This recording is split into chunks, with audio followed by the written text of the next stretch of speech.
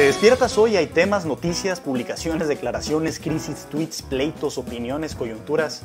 Pero, ¿qué tal si lo importante está en otro lado? ¿Qué si hay veces que tanta información nos satura y dejamos de ver lo bello, lo profundo y lo trascendente de las cosas? En Cultura Mínima le entramos sin miedo a lo mínimo necesario que debes de saber sobre libros, filosofía y arte para crear una mejor cultura política. Bienvenido.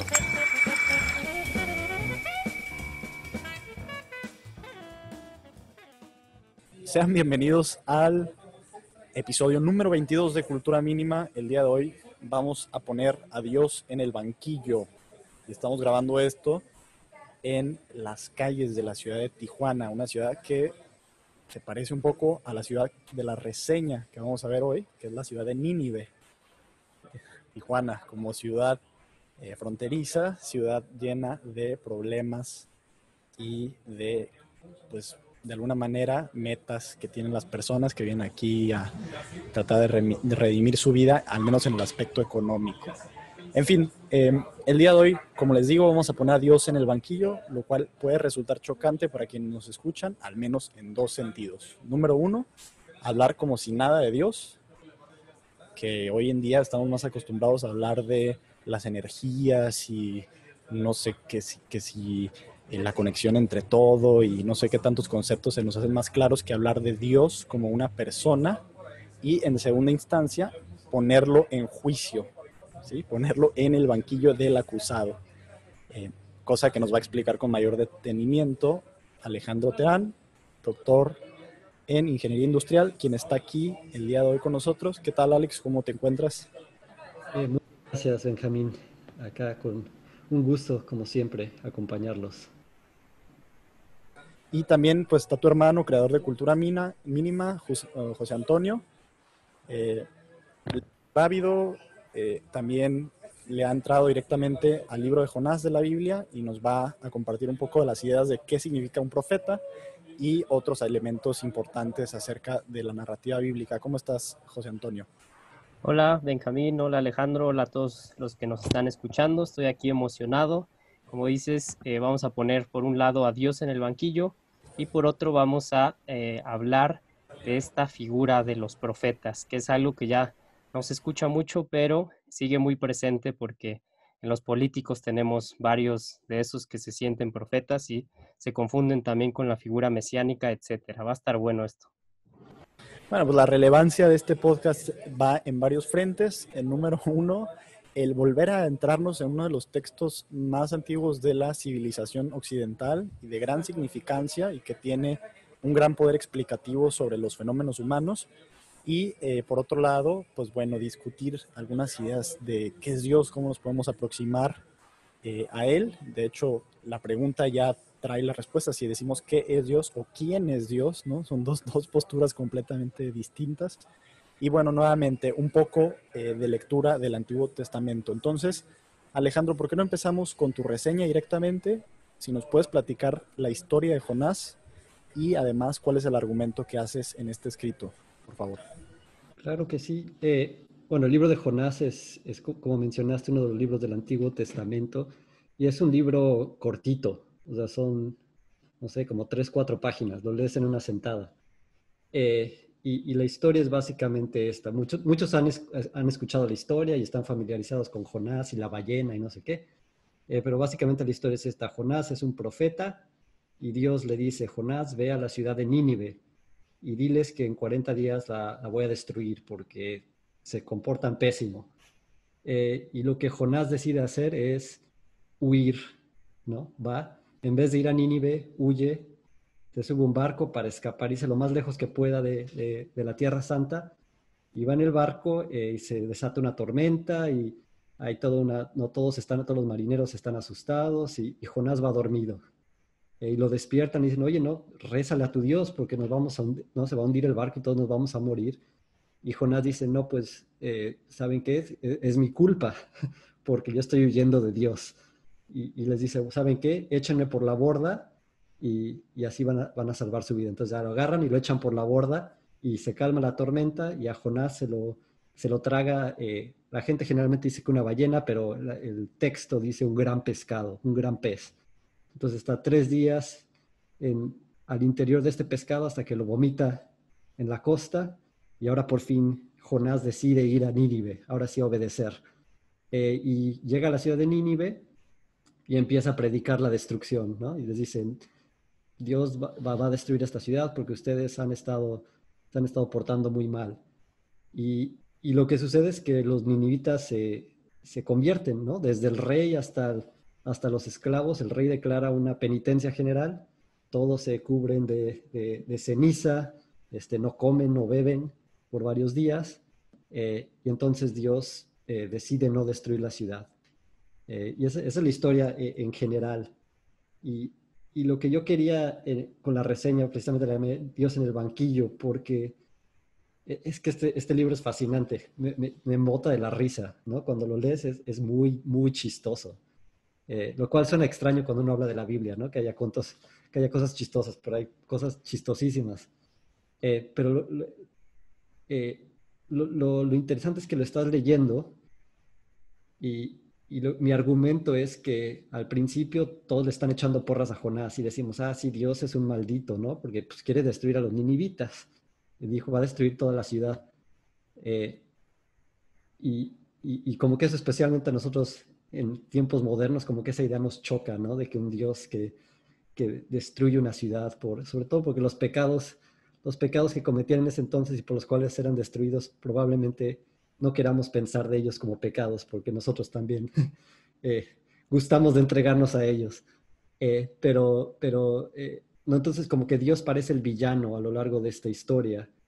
Y luego en los últimos, no sé, 5 o 10 versos se cambia, ¿no? Te voltea toda la historia porque se revela la intención de Dios y que finalmente el villano en cierta forma de la historia es Jonás.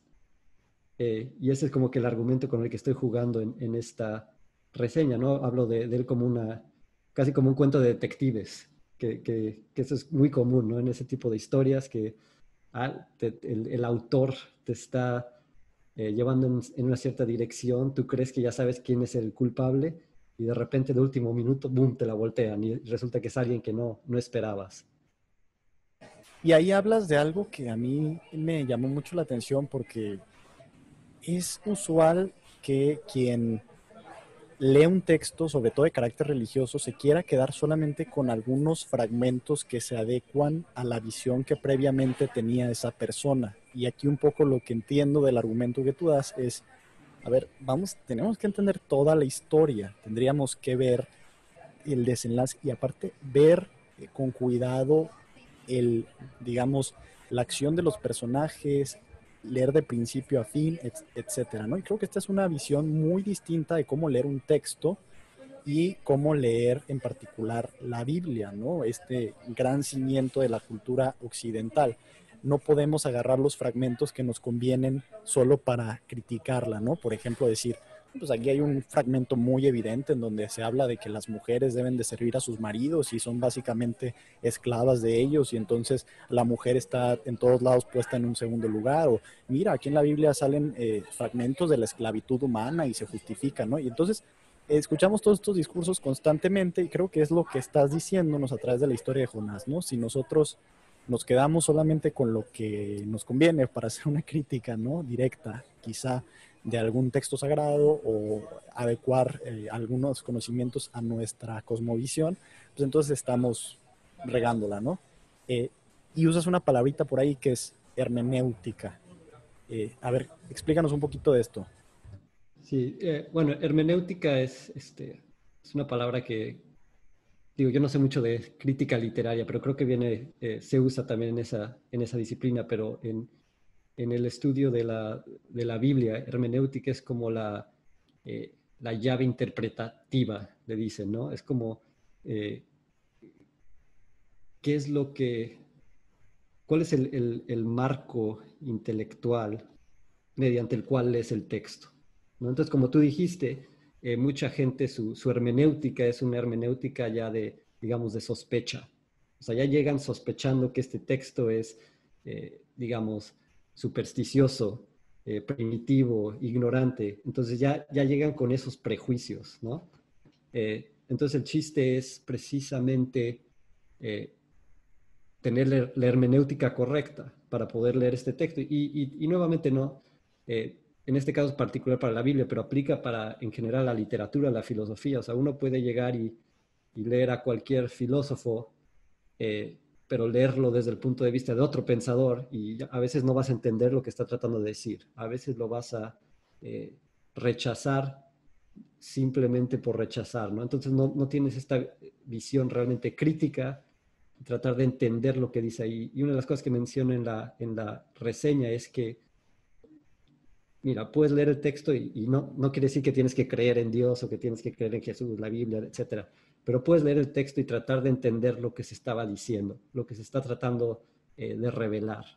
Y eso es lo que es lo que a mí siempre me llamó me llamó la atención de esa, precisamente de Jonás, que es, y no solo de Jonás, pero yo lo he notado en muchos otros libros, muchas otras partes de la Biblia, que hay como que el texto empieza a llevarte en una dirección, ¿no? Y como que te empieza a dar una idea de Dios y de repente al final te la voltea.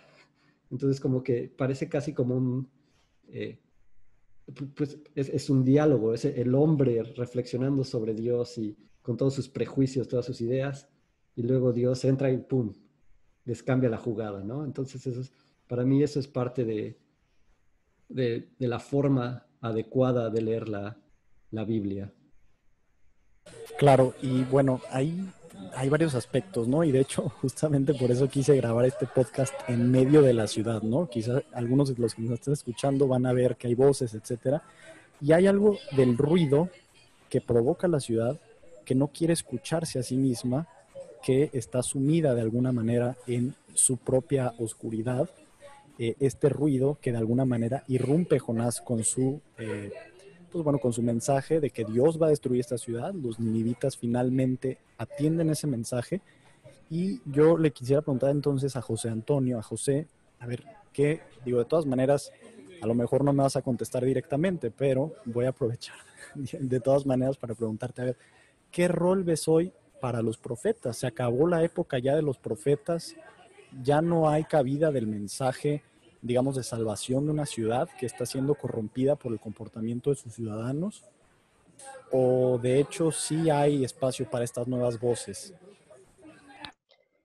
Ahí acierta Benjamín con el tema al que yo quería llegar, a partir de la reseña de Alejandro, que también abrió las puertas de muchos otros temas. Entre ellos ya abordaron el de la hermenéutica, el de la concepción de Dios, el de la Biblia, que lo hemos platicado sobre eso en otros podcasts. Pero en esta ocasión vamos a ahondar un poco en la figura del profeta, que como dice Benjamín, bueno, dio así como ciertas pistas al relacionarlo con esto de la ciudad, que en el caso del libro de Jonás es Nínive, una ciudad que está entregada a la perdición. Entonces, la labor del profeta es, bueno, el profeta tiene una misión. Eso es algo que tenemos que recalcar desde el principio. Y el profeta, si tuviéramos que hacer como una especie de tipología o dar una definición, pues el profeta es una persona con una visión más allá de la situación concreta, más allá de los tiempos. Esta visión puede ser un simple análisis como intelectual o social o cultural, y también a veces es sobrenatural, es decir, visiones en el sentido literal de que están viendo cosas que los demás no ven. Pero lo que lo distingue de nada más ser como unos místicos que contemplan ciertas realidades sobrenaturales es esta misión y esta labor social. Entonces, el libro de Jonás se lo recomiendo que lo lean, es súper cortito, son 3 páginas en mi Biblia, y es muy interesante porque es una narración, entonces tiene el elemento literario, tiene el elemento que menciona Alejandro en su reseña, que uno se puede aproximar como si fuera una historia de misterio, en la que tienes que resolver un misterio y determinar quién es el culpable, por eso esto de Dios en el banquillo. El lector posmoderno se acerca a la Biblia ya con una condena hacia la religión, hacia las creencias y hacia el personaje, llamémoslo así, de Dios. Entonces, está eso también. Y lo curioso es el personaje de Jonás, que es un profeta que se niega a realizar su labor. Entonces, él no quiere.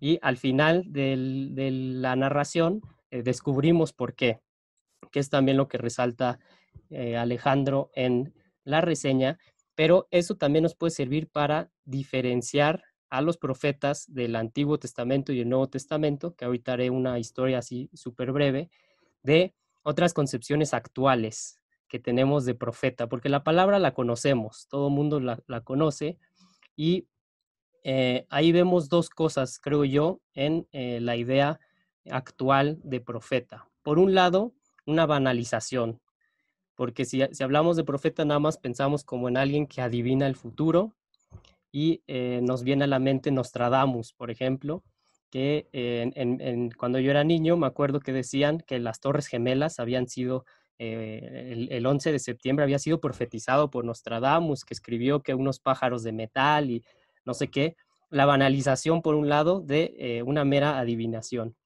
y por otro, el una exaltación ya no sana de ciertos personajes que se atribuyen a ellos mismos esta visión más allá de todos los demás y en el fondo no es más que egolatría y engaño. Y algunas figuras prototípicas que pueden servir para ver a lo que me refiero es Charles Manson, el asesino en los 60 que sigue en prisión, creo, todavía sigue ahí, ya tiene una suástica en su frente ahí grabada, que también se atribuyó como este criterio para determinar que la sociedad estaba en decadencia y adoptaron letras de los Beatles y acabaron pues finalmente en una locura y en asesinatos, homicidios, todo eso. Y en esa época también hay una figura muy curiosa de la cultura popular que usaba estas como tintes proféticos, él más enfocado a ideas de chamanismo, que es Jim Morrison. Todo el mundo conocerá al vocalista de los Doors, que él a través de sus letras, de su poesía, de su música, también se sentía como un profeta que realizaba esta labor esta labor social de condenar. Pero entonces, nada más así ya que vemos cómo se puede distorsionar la idea del profeta, pues resalta la noción antigua, que es otra vez, el profeta es llamado por alguien, es decir, no es nada más egolatría, tiene una misión y esa misión lo lleva a predicar o a amenazar, a condenar en busca de que la gente se convierta. Entonces, eso también nos sirve como para distinguir de concepciones actuales. Y si quieren, ahí les dejo, porque, bueno, quería mencionar ahorita una pintura que nos va a servir para hablar de varias figuras proféticas a lo largo de los tiempos, e incluso de esta idea como de adivinación en los griegos. Pero ahí no sé si tengas alguna pregunta, Benjamín.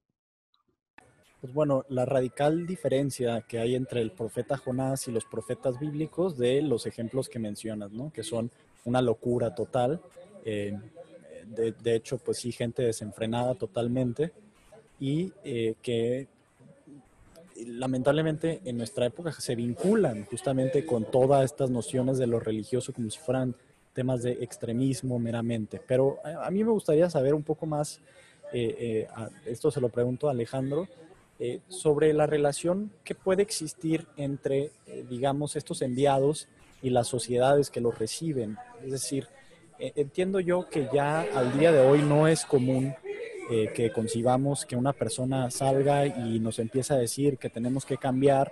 Hemos visto todos a estas personas fuera del metro, ¿no? Que dicen que te arrepientas y que cambies tu manera de vivir, etcétera. Hay incluso algunas alusiones, recuerdo yo mucho el juego de Age of Empires, el de, creo que, no me acuerdo cómo se llamaba, pero era el que iba de principio a fin, que empezabas básicamente en la edad de piedra y terminabas en la edad así súper desarrollada con aviones y todo.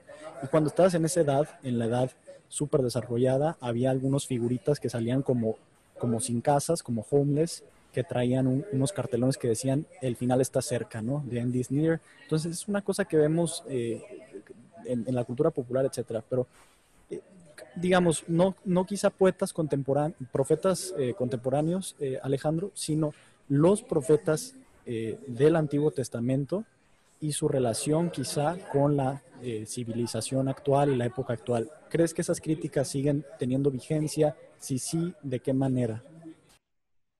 Sí, sí, sí. Yo creo que por eso es fascinante leer, por ejemplo, los libros de los profetas en la Biblia, porque muchas de las críticas que hacen de su sociedad son válidas para nosotros hoy en día, ¿no? Y desde, no solo en el aspecto de, digamos, de lo que hoy llamaríamos moral, sino también, por ejemplo, es fascinante ver la crítica que hacen muchos de los profetas a la forma en que los hebreos de la época trataban a los pobres, trataban a los extranjeros, como ¿no?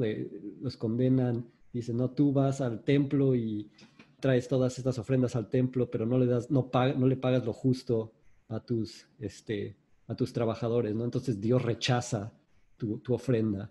Hay pasajes que son que podrías oírlos hoy en día y dirías, es un extremista, ¿no? De izquierda o de derecha, lo que quieras, pero son posiciones muy fuertes, ¿no? Y que existían entonces y que son tan válidas hoy en día. Y lo interesante también es que, digo, nosotros pensamos que, nuevamente, tenemos ese prejuicio de que los antiguos eran primitivos y supersticiosos e ignorantes y creemos, ay, estos profetas los asustarían y, no, los oían porque eran ignorantes. Pero la verdad, cuando lees nuevamente los textos bíblicos a los profetas, una de las señales de que alguien era un profeta de verdad es que era rechazado, de que era, muchas veces, digo, muchos de los profetas fueron asesinados.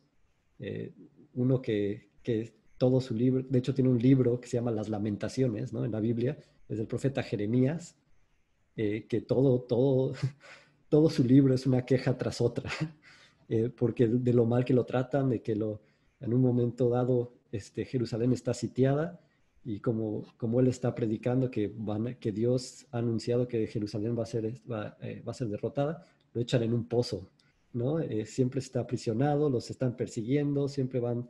eh, entonces son figuras que aún en esa época eran rechazadas, ¿no? Digo, y esa es una de las partes chistosas de Jonás, ¿no? Y esa es parte de la ironía de la historia, ¿no? Que Jonás va a Nínive, Nínive era la capital de Asiria, Asiria era el enemigo histórico de Israel, y y mientras los israelitas habían rechazado a todos sus profetas, Jonás va a Nínive y ahí lo aceptan, ¿no? Aceptan su proclamación. Entonces eso, ¿no? Eso para un lector judío de la época, pues le iba a doler, ¿no?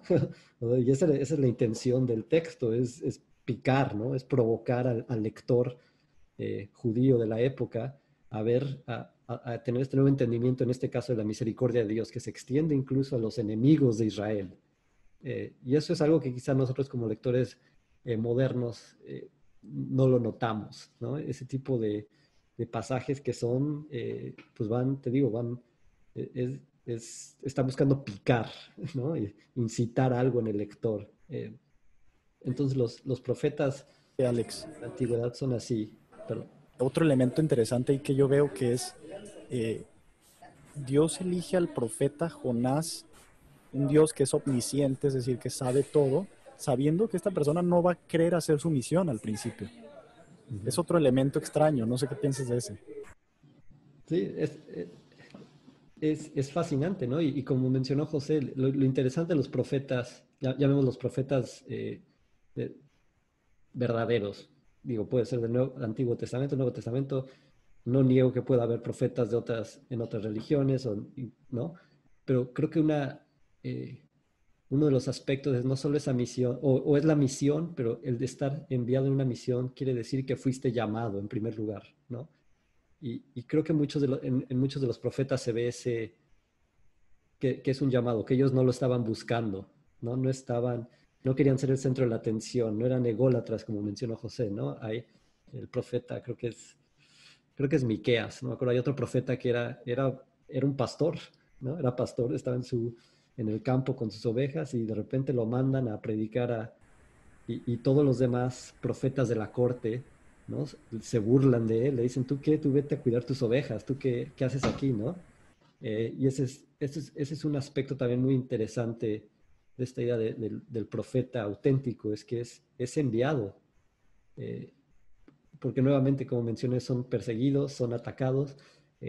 No creo que haya nadie que haga eso voluntariamente, ¿no? Que voluntariamente se ofrezca. Y eso también los distingue, me parece, de muchos, no solo de figuras proféticas de la época contemporánea, sino ahora estamos rodeados de futurólogos, ¿no? Así cualquiera que, que sale y hace predicciones sobre, no, la inteligencia artificial o esto y lo otro y la tecnología, ¿no? Eso me parece que hay más de este carácter de egolatría y de querer, eh, pues de vanidad, digamos, que uno no ve en los profetas. Ahí déjenme entrar, ¿va? Ahí destaca Alejandro algunos elementos que van relacionados con la figura profética, que una de ellas es el rechazo. Entonces, como mencionó en el Antiguo Testamento, el que es como el caso paradigmático de esto es Jeremías.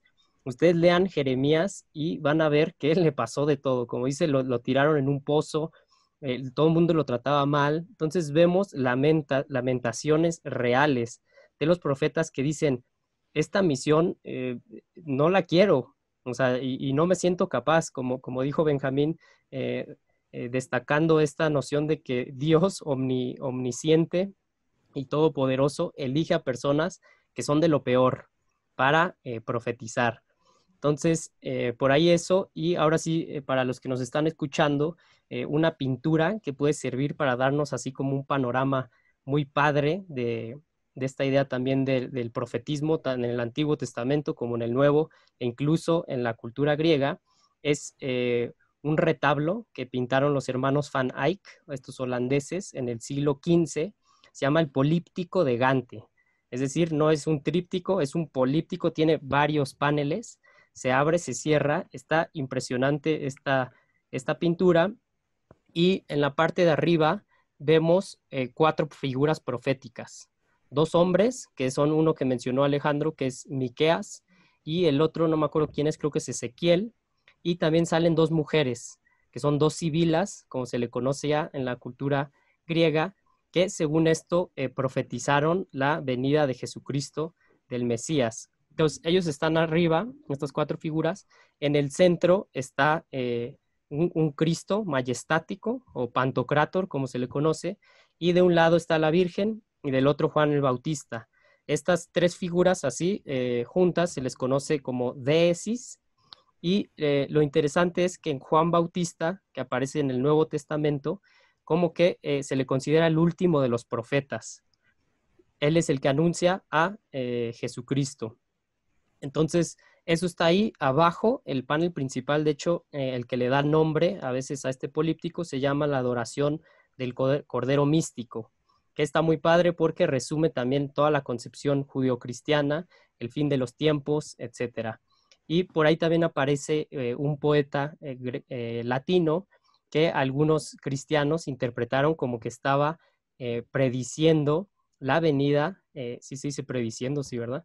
Prediciendo la venida de Jesucristo en las églogas, que es el que dirige también a Dante en el infierno, Virgilio.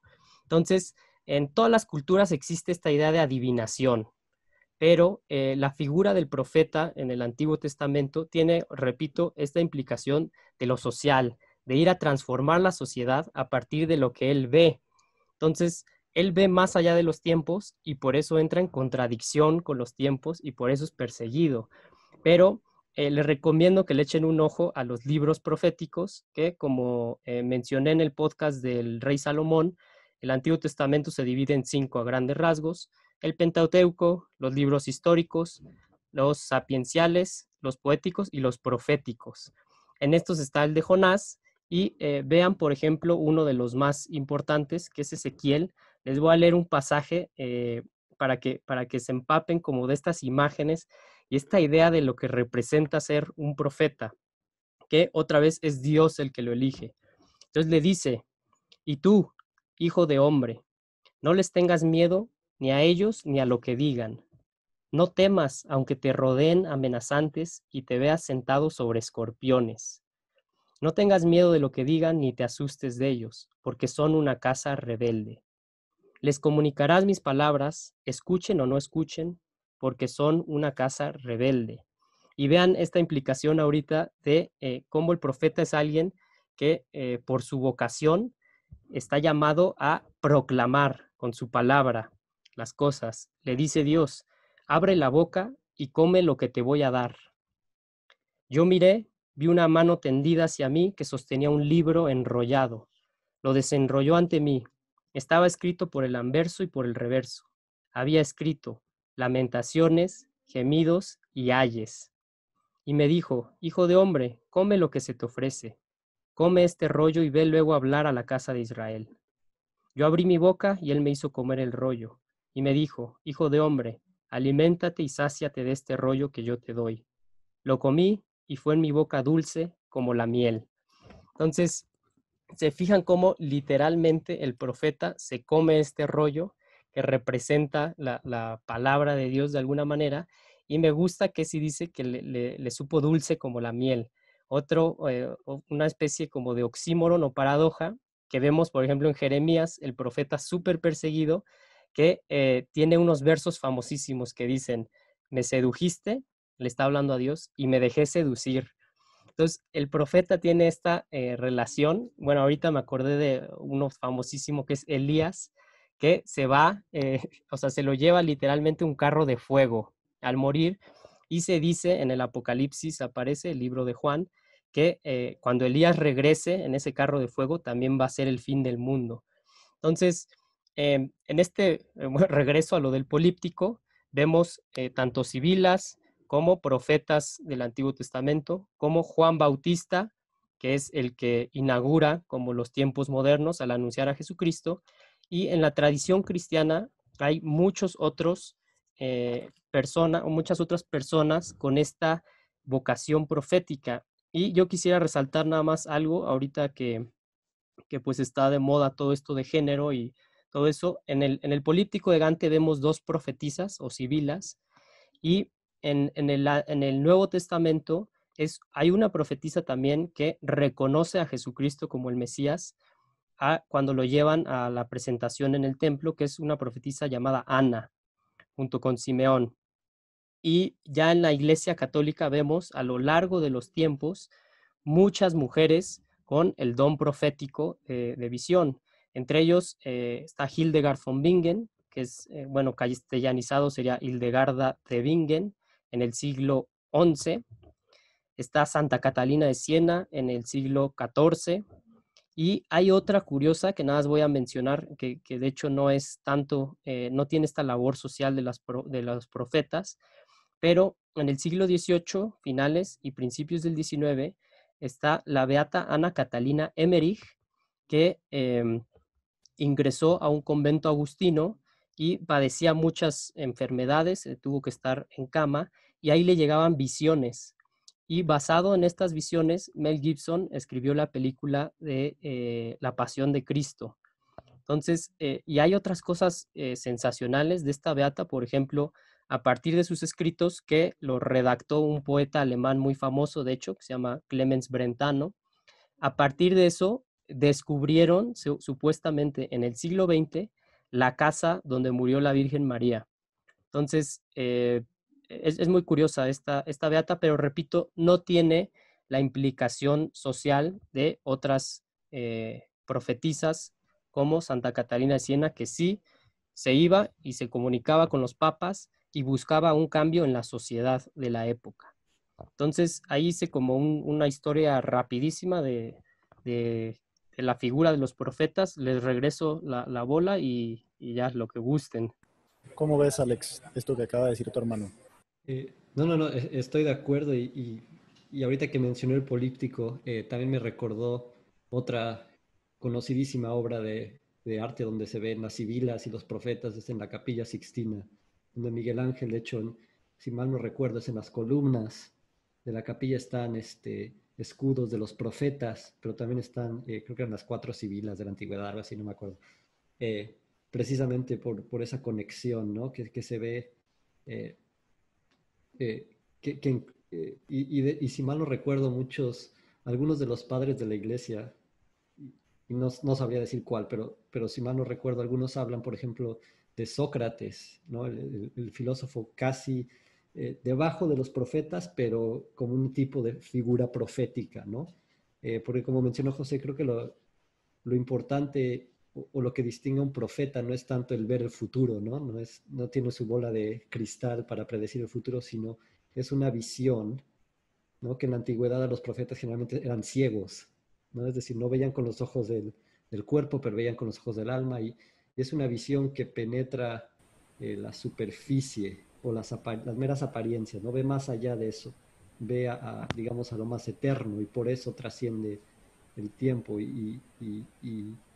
eh, ese es otro aspecto que creo es muy importante, esa visión digamos, la verdad, ¿no? Que muchas veces, como mencionaste, Benjamín, en la ciudad hay tanto ruido, hay tantas cosas sucediendo al mismo tiempo que eres incapaz de ver la verdad, ¿no? Y los profetas están ahí para verla y para recordarnos que está ahí. Eso es algo que de hecho quería destacar, ¿no? Porque en el caso de Jonás vemos algo muy particular y es que es escuchado. Es un profeta que de hecho logra la misión que Dios le encomienda. Los ninivitas cambian, se arrepienten y Dios salva a esta ciudad. No es el caso quizá del profeta Jeremías. No sé si Isaías de alguna manera se puede catalogar como exitoso, ¿no? Porque tiene también grandes temporadas en las que al parecer no tiene revuelo su mensaje, pero creo que esa es una característica esencial, que es no pasan desapercibidos, ya sea por el lado de que tienen éxito o que son vapuleados, son rechazados de la sociedad en la que están. Y yo creo que el componente principal y lo que hace que eso suceda es que dicen la verdad. Dicen la verdad y la verdad es una espada que corta directamente el quehacer de los seres humanos. O sea, por más que estemos enrolados en un mundo acelerado, caracterizado por la inmediatez, por las redes sociales, por el celular que todo el tiempo está sonando, porque nunca es suficiente tiempo el que tenemos, etcétera, la verdad pasma, corta, conmueve y hace que nosotros, seres humanos, nos detengamos, ya sea eh, con enojo, con ira hacia el mensaje que se nos está dando o, por otro lado, con aceptación y apertura, ¿no?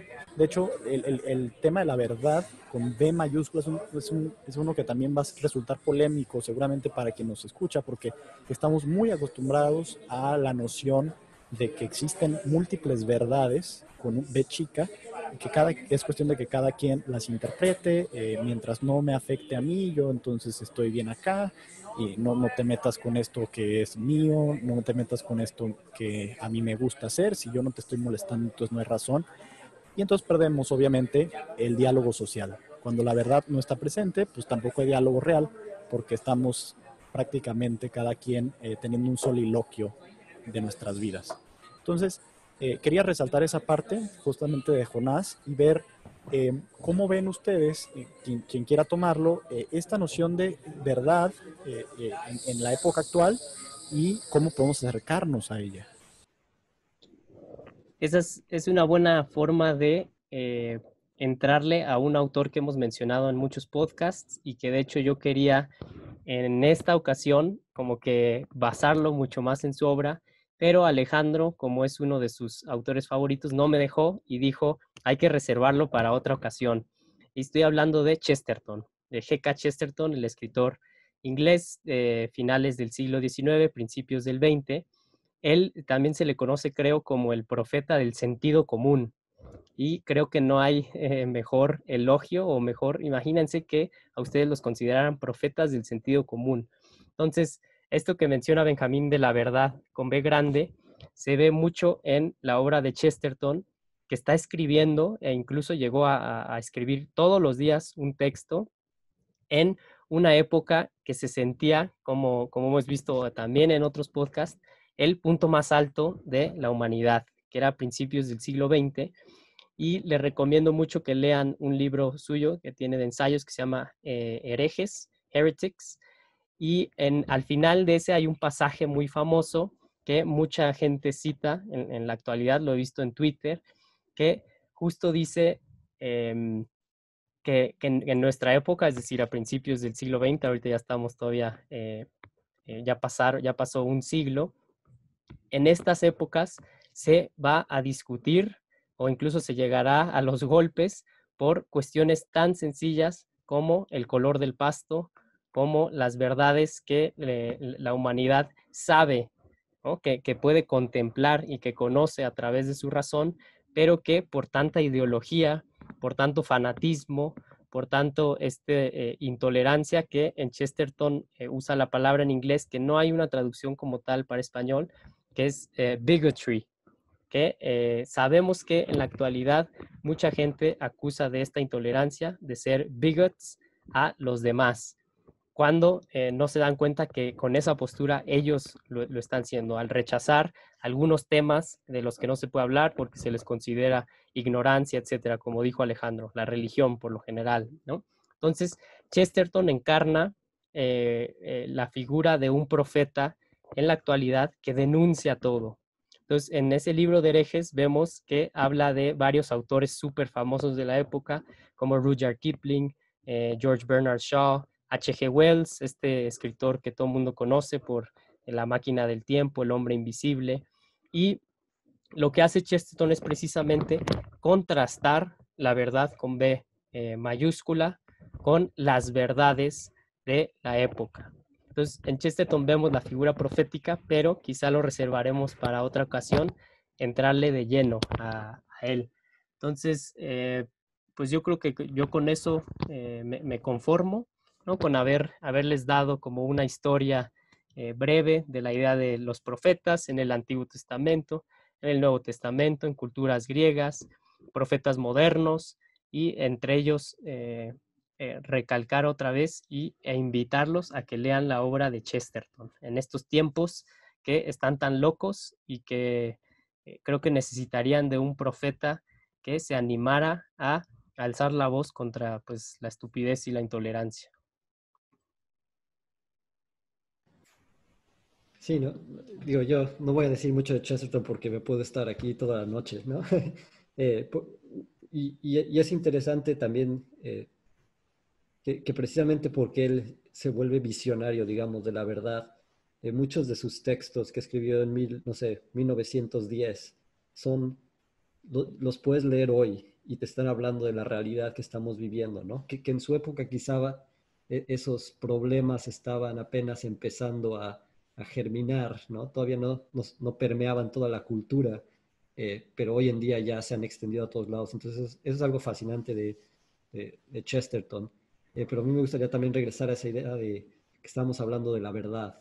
Eh, y digo, este es un tema es un tema difícil porque como dijiste, como mencionaste, Benjamín, ya tenemos este prejuicio de que el proponer que haya o que existe una verdad absoluta ya implica intolerancia, ¿no? Ya implica eh, enemistad. Y es fascinante porque la idea de, antes de la era moderna, la verdad se consideraba un factor de unidad, ¿no? O sea, precisamente pensemos en cualquier otro, digo, dejemos de lado temas morales que son de mucha controversia, pero por ejemplo, la verdad matemática, ¿no? O sea, el hecho de que todos podamos reconocer la verdad de que uno más uno es igual a dos, es algo que nos une, no solo con nuestros contemporáneos, sino con Pitágoras, ¿no? Con gente de Grecia antigua, con gente de la India. Es una idea, esa verdad, por pequeña e insignificante que parezca, nos une, ¿no? Y con mayor razón, verdades mucho más trascendentes eh, son realmente unitivas. Cuando realmente uno me gusta a mí una frase de, de que era, no me acuerdo si ya era papa, pero de Benedicto XVI, que dice que no es tanto que poseamos la verdad, sino la verdad la que nos posee a nosotros, ¿no? Entonces creo que esa es la actitud que se debe tener hacia la verdad, que es algo que está más allá de nosotros, o es más grande que nosotros, eh, a la cual nos podemos entregar. Y el hecho de entregarte nuevamente como con los profetas, ¿no? Es una vocación, es un llamado, no es algo que yo controle, no es algo que yo imponga o que yo decida, es algo que te es dado. Y me parece que la verdad es, por ahí es realmente el camino de regreso a que se pueda hablar de verdad en la sociedad. Eso otro tema rápido relacionado con eso es, eh, digo, aquí en Cultura Mínima siempre hablamos ¿no? de la belleza, hemos hablado también del bien, que son estos trascendentales, como se les llama. Eh, y lo que pasa es que cuando pierdes cuando pierdes la verdad, eh, necesariamente vas a perder la belleza, necesariamente vas a perder el bien. Y todo va a quedar reducido, como dijiste, Benjamín, si todo tiene su verdad, todo queda reducido a mero conflicto de intereses, a mera lucha de poder, ¿no? ¿Qué es lo que vemos en la política? Se ha degenerado en mera lucha de poder, porque ya no puede haber diálogo verdadero si no se reconoce que existe una verdad, un bien que nos trasciende y que por tanto puede unirnos. Entonces, estos son temas que a veces parecen muy abstractos, a veces parece como que están debrayando, pero tienen una aplicación concreta en nuestra vida diaria, ¿no? O sea, en lo que estamos viviendo en nuestras sociedades y lo que les tocará ver a nuestros hijos. Ahí puedo aprovechar. No más, te quedaste con las ganas. Adelante.